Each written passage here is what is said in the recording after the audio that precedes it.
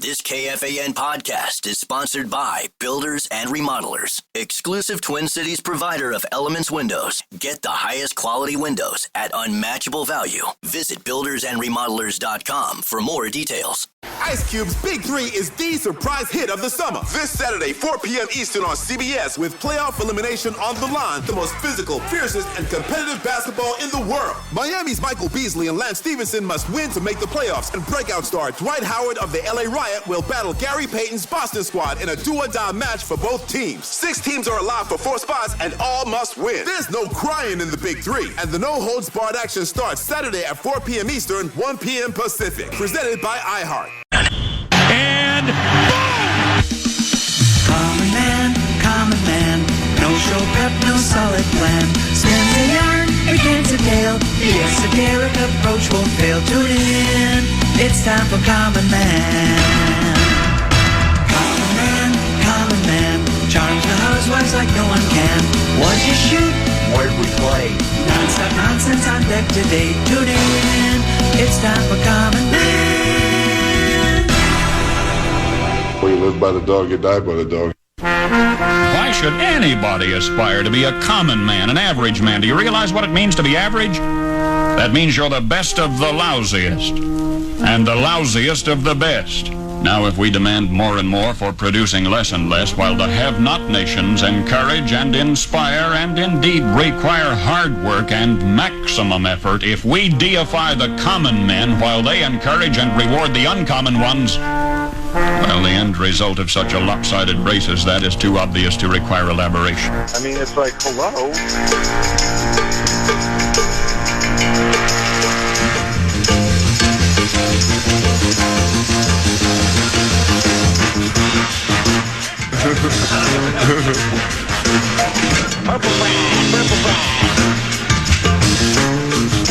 I'm confident that we'll be world champions. That's what I've said right from the start, and I'm still confident of that.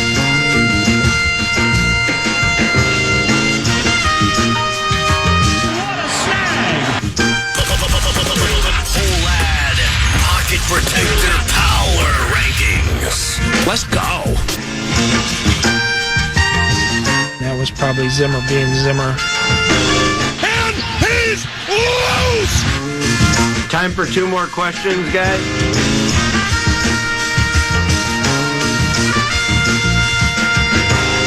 Super Bowl homeboy.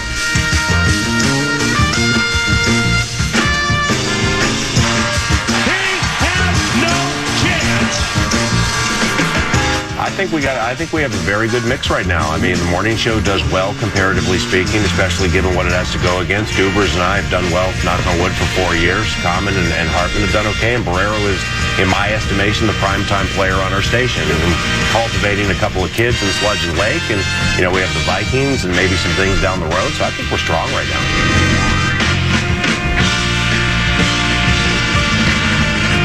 Ladies and gentlemen, we're seeing what a sophisticated offensive game plan looks like. You talk about... That's it. It's all the marbles. I'm sitting in the house, I'm loading up the pump, I'm loading up the Uzi. I got a couple of M16s, a couple 9s. I got a couple joints with some silencers on them. I'm just loading up clips, a couple grenades. Got a missile launcher with a couple, missiles. I'm ready for war. Sick of it, man. I really am.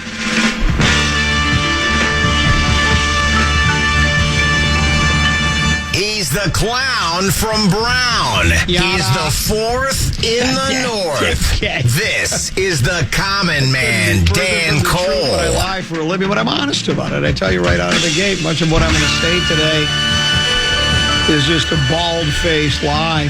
Ack. To you and yours. I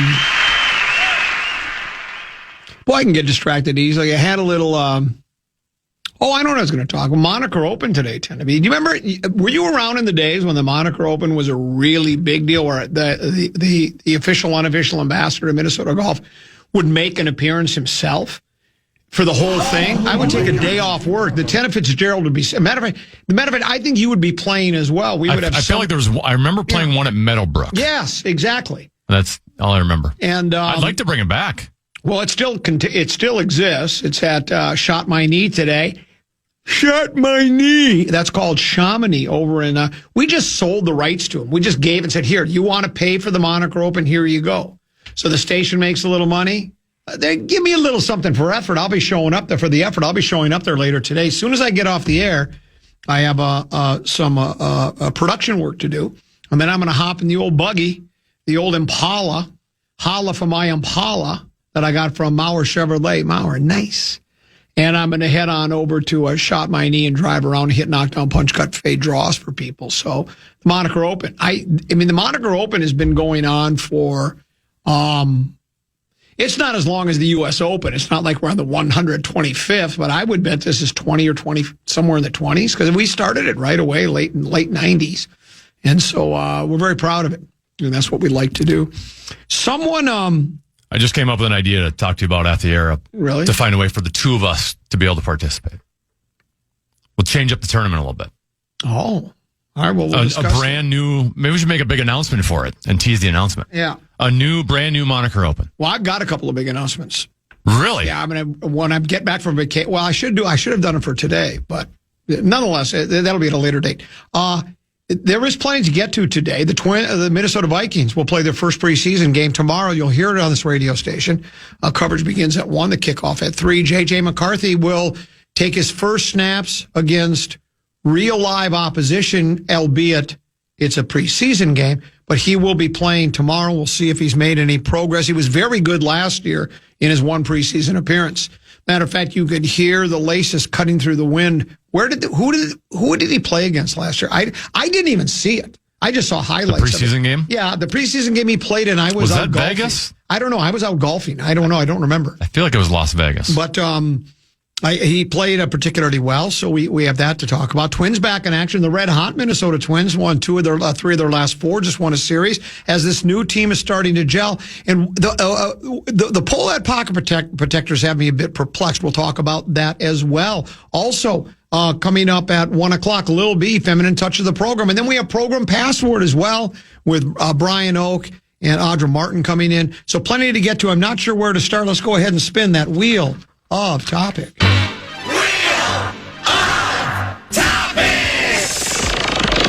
map quest said I would get here at 11:52 when I left the golf course. Cutting it Commons golf game. I wasn't going to talk about it. I was going to say I was golfing, but go ahead. What'd you shoot today? 86. Where'd we play? White Bear Lake Yacht Club. Where'd you hit it on? I hit it right up the gut. A perfect drive. How far from the green were you? Well, I don't even know because it's a really long hole and it's straight uphill. So I just hit the longest club in my bag is all I do. Second shot? I didn't get there.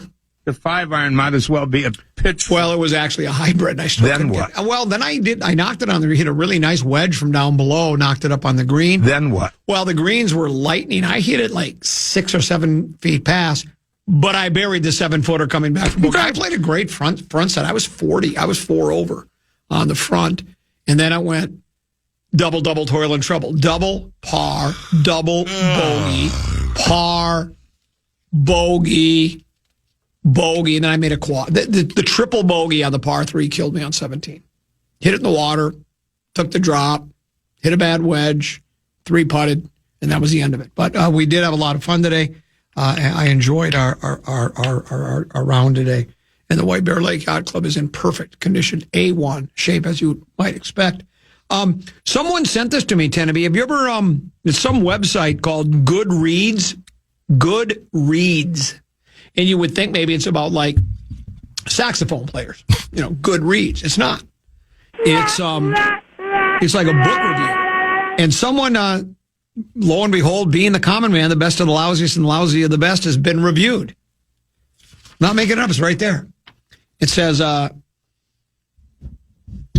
238 pages, hardcover, published January 1st, 2017.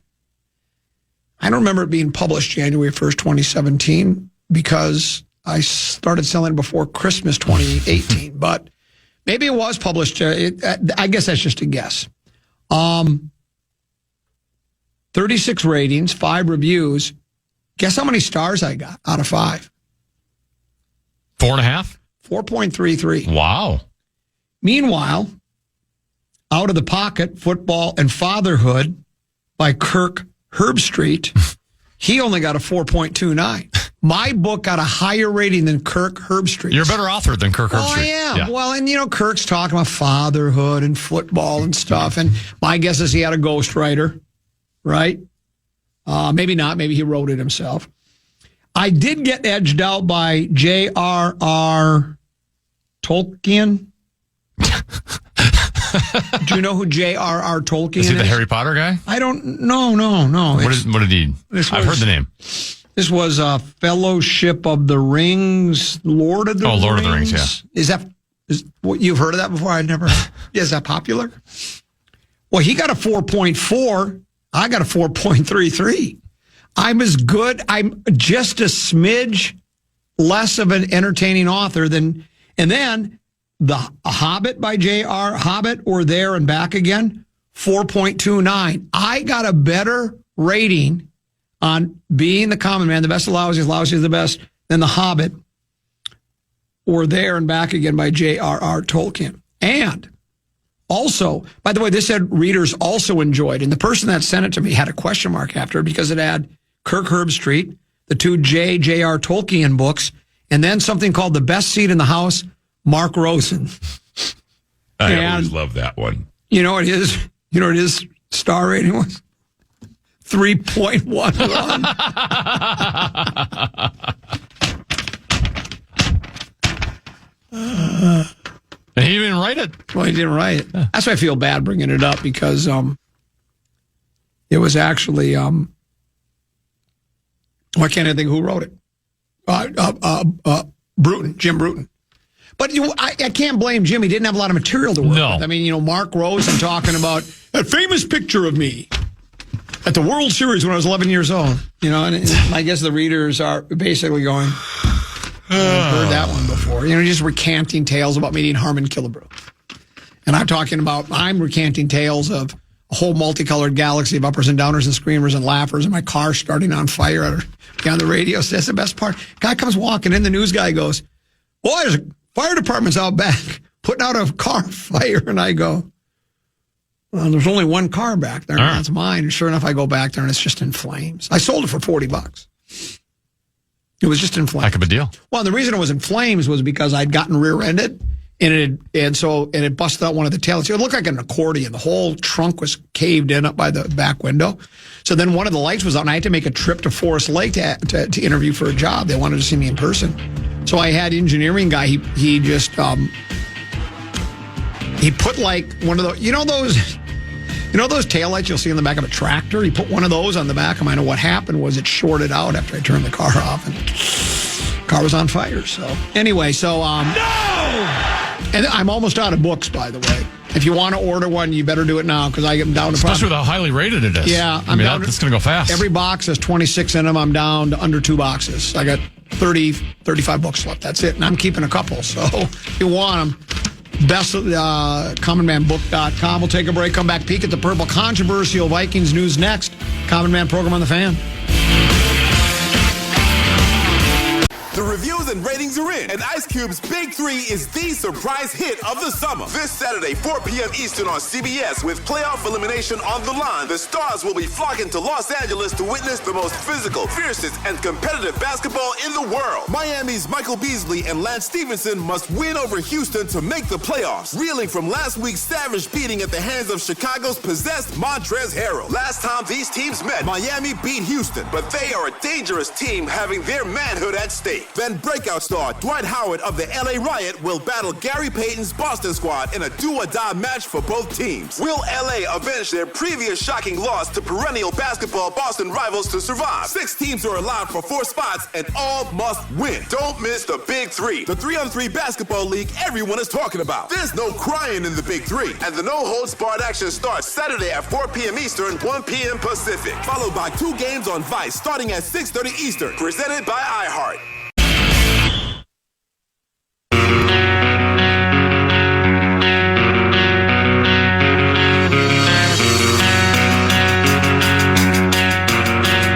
It's the Lynx versus the Washington Mystics tonight at Target Center. Tip-off is at 6:30 p.m. Catch every play, every bucket, and every big moment, as always, on KFAN and the Lynx station on the free iHeartRadio app. This is the kind of guy I am, Tenneby. I was a pair of Vikings, Houston Texans tickets fell into my hands. So you're going to go to the game? Well, no, what happened was I left the house today a little before 6 to go to the White Bear Lake Yacht Club to play golf, and I noticed that my driver's side window had been shattered. Oh. Shattered. And then I walked over there and noticed there were a pair of Minnesota Vikings, Houston Texan tickets sitting on my dashboard. So I called the police, and they said, Mr. Cole, breaking the windows a misdemeanor, but leaving those tickets is a felony. We'll get the FBI on this right away. But I don't want to go. I'm going to be on vacation. I'm going to Camp Richard for a week. And so, well, not just Camp Richard. I'm also going to Duluth and McGregor, and we're going town to town up and down the dial. So I'm going to give those tickets away before the show is over. How about that? Wow. Yeah. The police released them to me. They said, well, you can keep them. You know, they didn't want them. They didn't want them either. So we'll give those away a little bit later. Right now, though, it's time for Peek at the Purple, brought to you by Affordable Electric. Shockingly affordable if you're looking for work. They got jobs for you. They need an apprentice and a journeyman electrician. Simple plan, truck, great pay, great benefits. Go to affordable-electric.com to apply today. Affordable-electric. Fish Wrap Factory, Ben Gessling, who covers the Vikings for Good or Ill, put together a piece today. And maybe we don't do 534 on Friday, so you didn't put any questions together based on this. 5 things to watch in the Vikings preseason opener versus the Texans. And number 1 is something we have been discussing, Tenneby. Can the offense produce against a different defense? Ben writes, we've watched the Vikings defense command practices in training camp, and it's common for defenses to be ahead of offenses during those practices, especially when the Vikings unit, being compared to the 85 Bears, contains so many veterans. No, he didn't write that. But on this radio station, this defense has been compared to the 85 Bears. Yeah. Especially when the Vikings unit contains so many veterans, while McCarthy is taking some or all the snaps without 3 of his most important teammates. J.J. Darisaw and Ryan Kelly. So, but we have talked about they have been overwhelmed by that defense. And has it been just because the defense is really, really good? Is it because the defense is ahead of the offense? Is it because we're missing those players? Or maybe the offense isn't that good? I think we'll find out a little bit more come Saturday, tomorrow. How about battles for the wide receiver spots continues, Tenneby? We know that once the suspension is over for Addison, more than likely he'll just slide right back into the number 2 slot, right? So Jets at number 1. Let's say Addison stays at 2. Unless Naylor in those first 3 games that Addison's out turns into the second coming of Jake Reed or Chris Carter or something, but it would be Addison and probably Jalen Naylor. Well, speaking of Naylor, I just saw this Kevin Seifert tweet 3 minutes ago. Okay. Vikings wide receiver Jalen Naylor wore a red no-contact jersey Thursday during practice, rare for a non-quarterback. My understanding, there was no specific injury, just preserving depth at a position where Justin Jefferson hamstring has been out and Jordan Addison has a 3-game suspension. Okay. They just don't want him hurt. Yeah. Well, that makes sense. Then do you even play him in the game tomorrow? I don't know. No. I'd say no. Yeah, I would say no. They do need to play Lucky Jackson. Lucky Jackson, Rondale Moore, Ty Felton. Are there others? Are those the 3 other receivers that will be fighting for spots? I think those are the main 3, yeah. And what do you think will happen there? Now, Ty Felton will make the team just because he was drafted. Right. I mean, he was, 3rd-round draft pick? Yeah. Keenan McCardle loved him at Maryland. So I think Felton will make it. The question is going to be, well, 1, do you keep 5 or 6? I'm guessing because of the suspension, this is probably the year you're going to keep 6. Okay, sure. And because of JJ's, hamstring. So maybe everyone you're talking about all makes it, but Rondale Moore, I think Rondale Moore has been kind of the wild card. Yeah. Where did I see that? Is he been penciled in right now on the depth chart as the punt returner? Yes. And then who was going to be the kickoff returner? I thought I said that was somebody else, and I can't remember who it was. Don't know. I don't remember. But Moore will be the the punt returner. Also, Ben says on his third spot, he talks about how will the new cornerbacks look. We got Jeff Okudah, right? We've got Isaiah Rodgers. Also, players that were already here, though. Blackman, right? Okay, Blackman, yeah. And is this year 3 for him? I think it is. He was a crazy selection out of USC that has had some injury stuff. He also suggests that undrafted free agent Zamiah Vaughn could challenge for a roster spot, and Dwight McGlothern would help himself with a strong preseason. So we'll see how that goes. 4, behind McCarthy, quarterback competition heats up. I don't think anybody, and I harbor no ill will to these people. I'm not trying to denigrate their talents, but I don't think anybody's too excited about the backup quarterback position here. Really, not just here in Minnesota, but pretty much any town, right? Do you? Well, the fact that it's even labeled as a competition to me is not a great look for Sam Howell, because if Sam Howell's played, he started in the National Football League. Came out of North Carolina. He played a season as a starter for Washington. And they traded for him on draft day, I believe. And if there really is truly a competition, to me, given that his competition is Brett Rippon and an undrafted free agent in Brosmer, that's not a good look for Howell. Like, he should have come in here and just been like, all right, he's the number 2 guy. Yeah, right. There should be no discussion on this. So, and the final one would be preseason could help clarify return spots. We just talked about that. It's Ty Felton is going to be the kickoff returner to start. So Felton there, and Moore will be the how come kick returners and punt returners can't both just be the same guy? I get it's a slightly different, but it's very similar where you shouldn't have to have 2 different guys for it. I think I understand the nuances between the return game. It's very tricky. Yeah, I don't know either. You would think you'd be able to have the same guy. Maybe just don't want one guy to take that much of a beating, on returns. And we should see. Well, they don't return kicks anymore anyway. Well, I was just going to say, in theory, we should see more return kicks this year, right? Yeah. I mean, that's what the rule changes. Because the biggest part of the rule change was instead of just the 30, it's now out to the 35. And if you kick it out of the end zone, giving a club the ball at the 35 that's really good. 30 yards from field goal range. Yeah. So I think I do think we'll see more returns this year. I really do. So, some of these questions, they won't all be completely answered, I don't think, tomorrow, but we'll get a pretty good look at it. You will, you'll be in that chair tomorrow. I'm so excited. Yeah, I can tell. Just really pumped up for it. Just love it. So while you're settling in to for the game to start at 1:00 in that chair in the Master Control studio, I'll be just pulling into Camp Richard. Sorry. You've got to be kidding me. Yeah, and then we got a great slate of golf coming up, and we're going to do a little boating. Aye, mate. We're going to batten down the hatches and swab the decks. We're going to have a good time. I need to get rested, refreshed, and ready for the football season. It's a big year. Or State Fair season. And State Fair season, too. Oh, the State Fair is good. We'll talk to Lil B about it because we have a lot of great merchandise. That we're going to tell you about as well. So there you go. Peek at the Purple, brought to you by our friends at Affordable Electric. They're shockingly affordable. I think I've told you that. And again, if you have any electrical needs, go ahead and reach out to my friends at Affordable Electric, affordable-electric.com. And remember, they're looking for work, too, or they're looking for people to work for them. They need employees, journeyman electrician, apprentice electrician. If you're interested in either working for Affordable Electric or having them do work at your home, all you need to do is go to affordable-electric.com. Short break.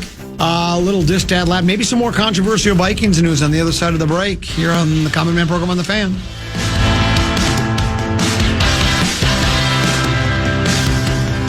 The reviews and ratings are in, and Ice Cube's Big 3 is the surprise hit of the summer. This Saturday, 4 p.m. Eastern on CBS, with playoff elimination on the line, the stars will be flocking to Los Angeles to witness the most physical, fiercest, and competitive basketball in the world. Miami's Michael Beasley and Lance Stevenson must win over Houston to make the playoffs, reeling from last week's savage beating at the hands of Chicago's possessed Montrezl Harrell. Last time these teams met, Miami beat Houston, but they are a dangerous team having their manhood at stake. Then breakout star Dwight Howard of the LA Riot will battle Gary Payton's Boston squad in a do-or-die match for both teams. Will LA avenge their previous shocking loss to perennial basketball Boston rivals to survive? 6 teams are allowed for 4 spots and all must win. Don't miss the Big 3, the 3-on-3 basketball league everyone is talking about. There's no crying in the Big 3, and the no-holds-barred action starts Saturday at 4 p.m. Eastern, 1 p.m. Pacific, followed by 2 games on Vice starting at 6:30 Eastern, presented by iHeart.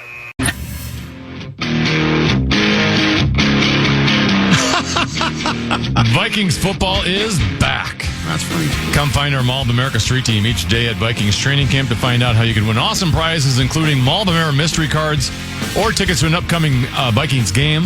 Get the full details now at KFAN.com. Keep our calendar. I've been a sad girl. So an old friend of the show, the Smoke Show from WYO,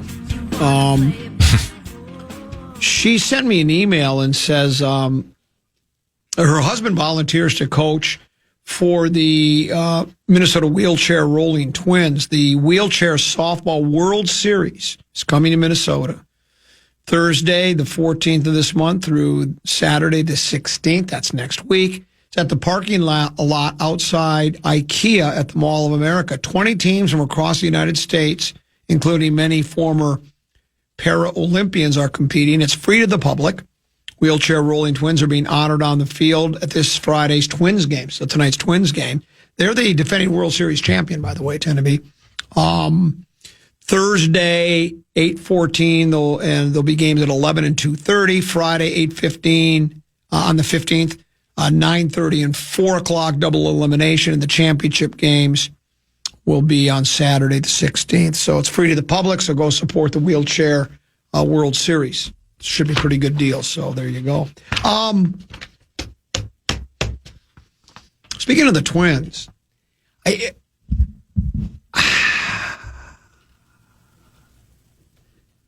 Polad pocket protectors, they amuse me to no end. If you remember, for all these years, they defended the Polads in their payroll practices. Yeah. If you're not a ball guy, you don't understand. There's no salary cap. There's not as much revenue generated by the team. We're in a smaller market, small to mid-sized market. It's not going to work. So we're at a distinct disadvantage. So to even make playoffs, we should all be tickled pink, right? And then even after they cut the payroll, after making winning a playoff series is the first time they went 0-18. They hadn't won a playoff series since like the aughts, right? And they finally win one a few years back, 2023, I think it was. And I think there was some disappointment by the Polad pocket protectors, but they still continue to champion the cause of the Twins. That the sabermetrics and analytics, we were miles ahead of the competition, miles ahead of them. We had a deep and talented farm system, a deep and talented everyday lineup, a deep and talented starting rotation, and a deep and talented bullpen. And we should be excited. And last year, team was playing really good baseball, and then all of a sudden, they hit the end of the year and they went like 12 and 34, 37, 28, whatever it was. They fell out of play. They went from leading the Central to not even making the playoffs.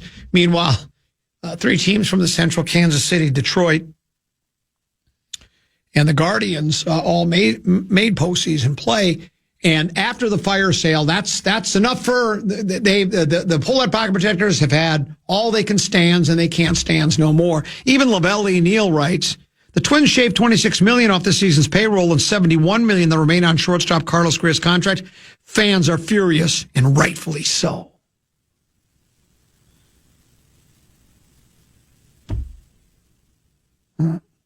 I thought the fans should have been furious the last 25 years. Why now should they be furious? This is no different than what the team has been really doing. I mean, it went to a bit more of an extreme by trading 10 guys, but they've never could just go back to letting Sonny Gray go. Someone tried to text me and say Sonny said he wanted to leave. If you go back, that's revisionist history. Sonny Gray said he was more than willing to listen to what the Twins had to say. He wanted to test for you. What's what your agent's going to say? Because you're trying, they do this for a living too. They just don't do it to play baseball. And they want to let the Twins know you have to pay the market rate. And the Twins, Sonny Gray said, the Twins told his agent, we'd love to sign him, but we don't have that kind of money. And so they've been doing that. They've been operating this team like this forever. And they've always gone faith, family, finances. Yes. Fly balls. Yes. And now we're supposed to be angry and stuff. And to me, the funniest part is they're acting as though I'll use the same phrase I've used now for the past week. Because back in the olden days, Ken, even you, who's, half my age, well, 2/3 your age. 2/3 my age, you've heard the phrase, the 27 Yankees, right? Sure. 27 Yankees. I suppose since then there might be a team that is better than the 27 Yankees, but that was always the team everybody talked about, the 27 Yankees. So they didn't trade, they didn't break up the modern day version of the 27 Yankees. I know there were a couple of players they had several years of control and they weren't paying them a lot of money, and yeah, I guess you could be miffed at that, but I just look at it as none of this. I was surprised it was 10 players, but we knew they would be sellers. There was no doubt they were. What would make, even when the team has been really, really good and been in first place, they were never buyers. Somebody did send me the quote, and I printed it, but I think I left it on my printer. The Johan Santana one that we referred to on a number of occasions. It goes, we're always looking to build, this team's always waiting to build for the future. Maybe a lot of us won't be part of that future, and he exited. So I just find, and they won't let it go, because I think now they feel, I don't know if deep down, maybe this is what it is. Maybe, and I'm not saying all the Pohlad pocket protectors do that, but I think there are some that they know that's what their readers want to read. That's what they want. They want to be furious. So they're feeding that. They are furious, and they have a right to be. They're playing to their audience. They're playing to their audience is what they're doing, because they can't possibly believe that they should be furious with the Twins. I mean, I guess you could be, but my whole point is you should have been furious with them for the last 20 or 25 years. But the best part is, I wish this team would go on a tear now. Because I don't know what the Pohlad pocket protectors are going to say, because they talked about they'd be confused. Well, they'll be really confused, because remember, they were all saying not only have they given up on this season, but they've given up on the next few seasons. So what if this team just starts, I mean, they've won 3 of their last 4. They've won their first series against the first place Tigers, one of the best teams in Major League Baseball. What if was it Kansas City in town now? What if they sweep the Royals? And we just keep getting contributions from Keyshaw. There was one guy that we traded for that we brought up right away. Is it Herndon? That's like that. Is it Andrew Rodon? Rodent? Yeah, Rodent. What if he just starts tearing the cover off the ball? And what if all of a sudden Hatch becomes a Cy Young candidate here in the second half? I just love it. And so... and we got the Tigers again in about a week. Yeah. 4-game series. What if we sweep them? Yes. Well, that's it. And start making some moves in that division. That's exactly right. And so I just, look, is it going, are they going to, make a move? No, but it would just be fun to see what they would have to say, because they basically said even the Pohlad pocket protectors have completely turned now on the franchise. It is bizarre. Yeah. It's a weird feeling. And now if they would just go on like a 13-game winning streak and see what they'd say then. Would they just say it was luck? They'd probably do that. They'd jump right back on the Pohlad pocket protector bandwagon. Oh, yeah. And said they see the one thing I will credit the Twins for, the front office, and I understand, number one is saving money. That's what they wanted to do. But I also think they realized we're throwing good money after bad. We miscalculated how good our farm system was and our young players. We miscalculated. And the injuries didn't help. I think they miscalculated Carlos Correa's impact. Yeah, that too. And what that did to your payroll. Exactly right. And, losing Lopez certainly made a difference. I saw what Randball wrote. I got a kick out of this line. He was writing about the Twins too. He said, the headline's right here. I'll find it for you.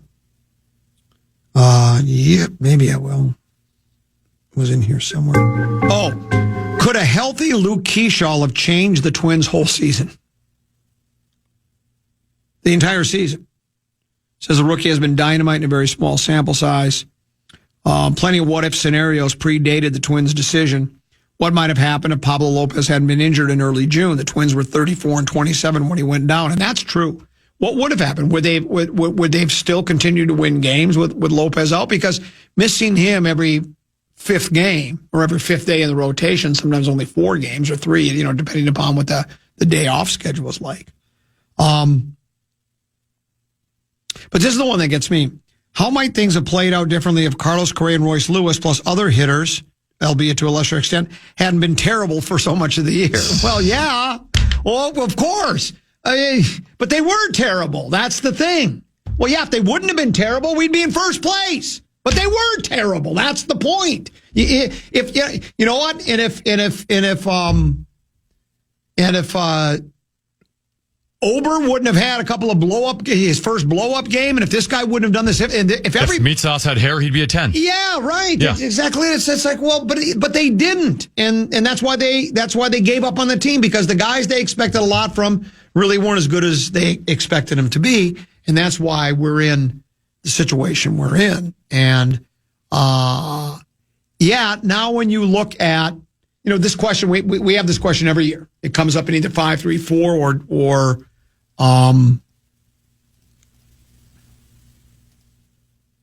just in general conversation. Which one of the Minnesota teams has the best chance to win a championship? Well, now the Twins plummet, right? It's to me it is. I'm buying into the Viking thing a little bit. A lot depends on McCarthy, but I'd say Vikings, Wolves, Wild, and Twins is the order I would put them in, right? Some people might put the Wolves. Yeah, Wolves and Vikings. There's a discussion there. Yeah, there's a discussion there, and then it's probably the Wild, and then after that, it certainly is the Twins. Though, I'm gonna. You want me to do some pull that pocket protecting? Lopez, if he stays healthy, comes back and he picks up where he left off, along with Ryan. That's a great 1-2 punch.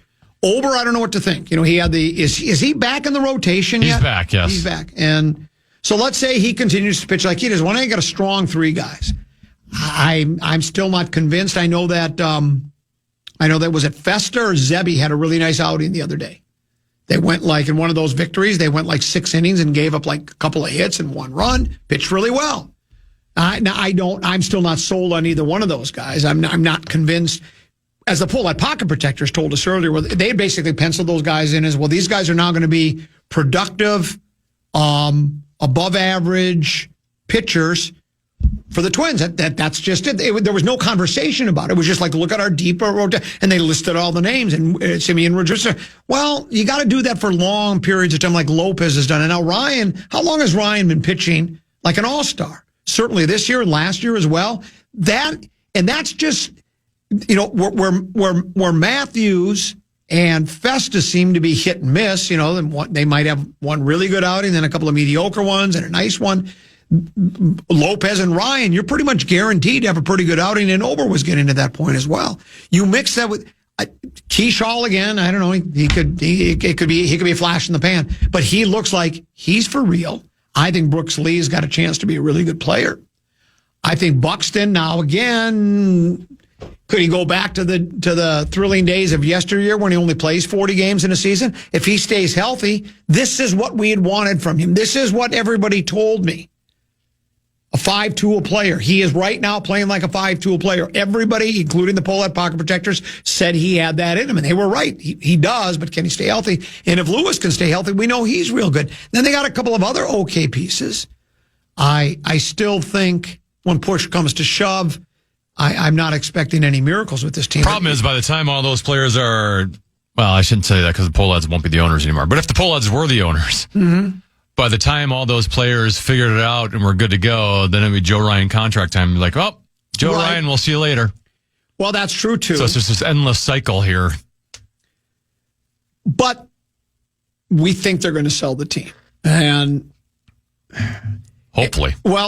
The commission, now again, they could all be in cahoots, and they could all just be cautiously optimistic. I mean, look, the commissioner during the All-Star break said, I'm convinced, I don't remember the exact way he said it, I'm paraphrasing, but he was convinced the team was going to be sold.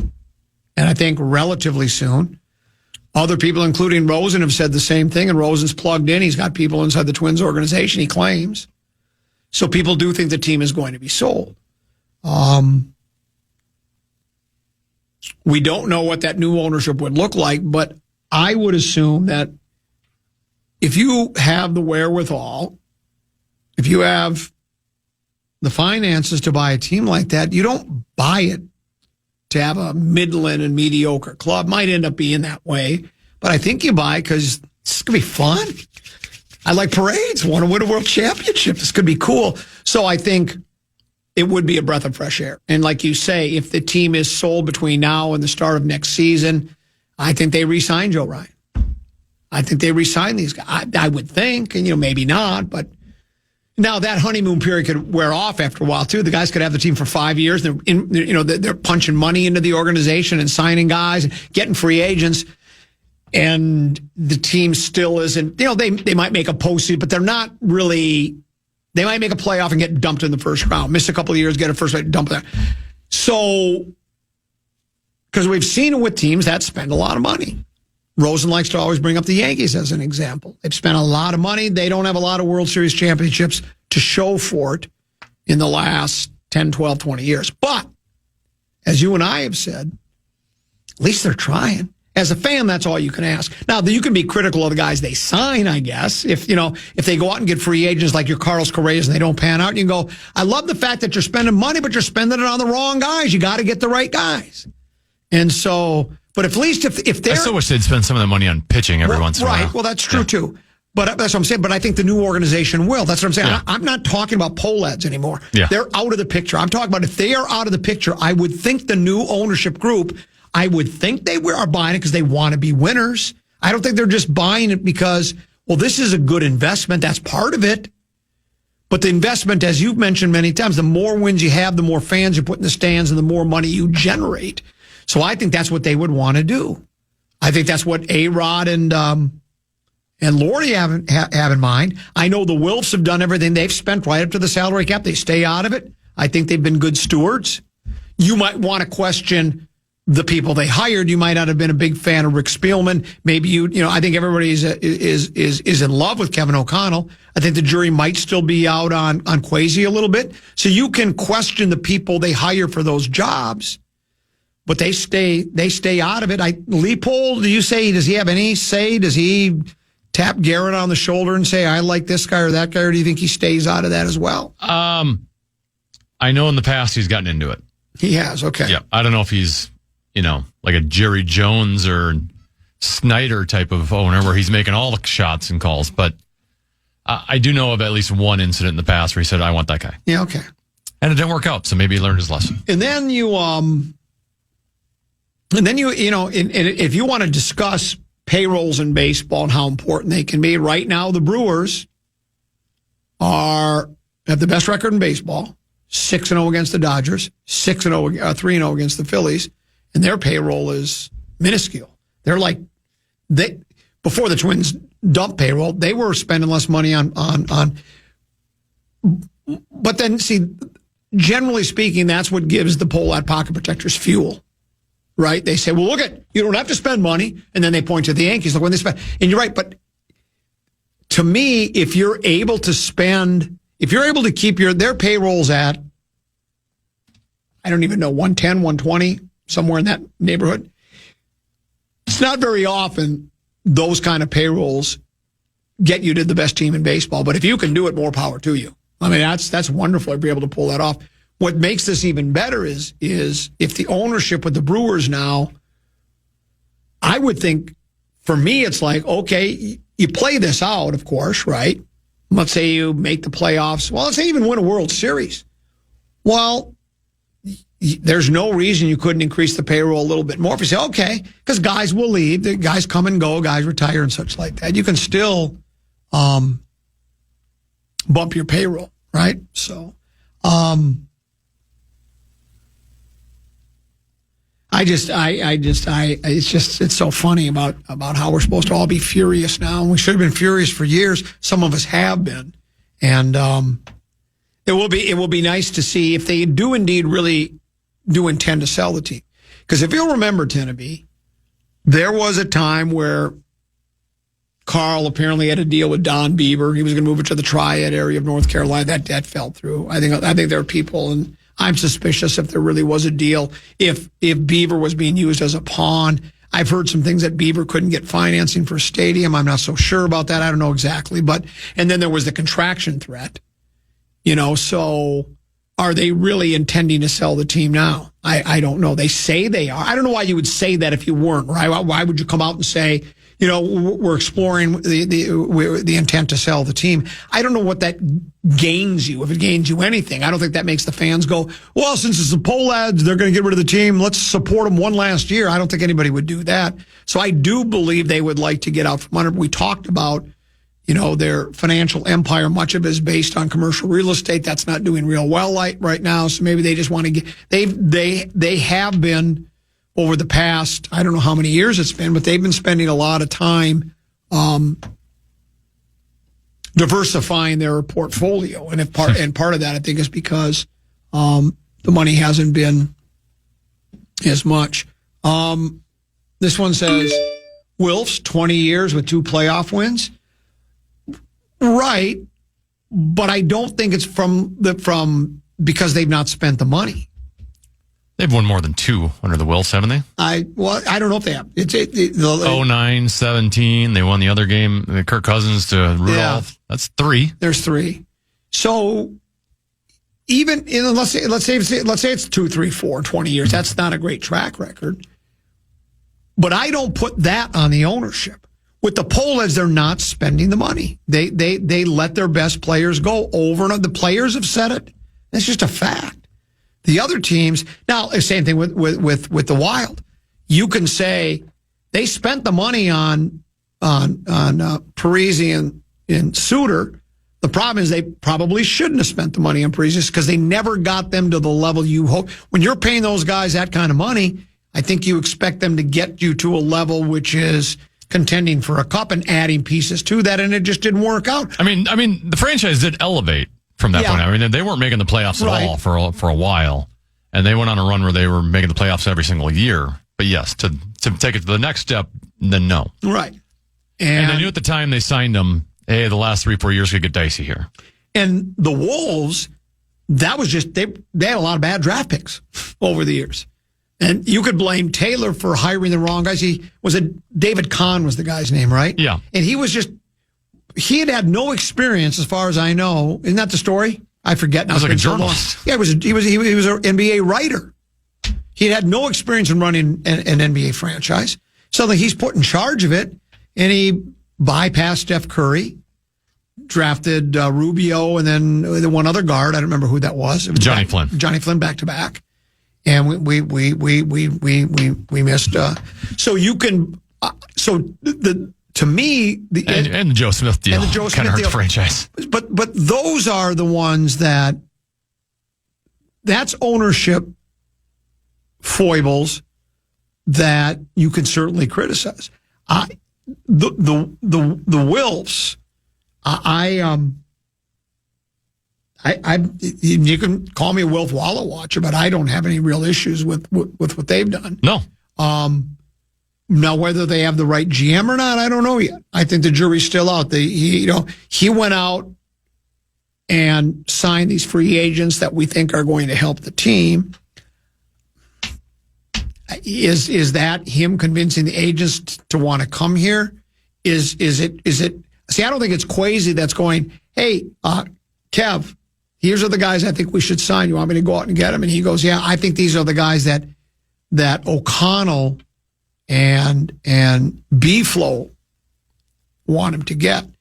The drafting of the players, I think, falls a bit more on GM and director of player personnel. But nonetheless, let's pause and come back. We'll put the sports of your whole life, just sports to rest for a little bit here. Lil B, feminine touch of the program. She's in for a half hour, and then we're joined by Brian Oak and Audra Martin for a little program password right here on the Fan.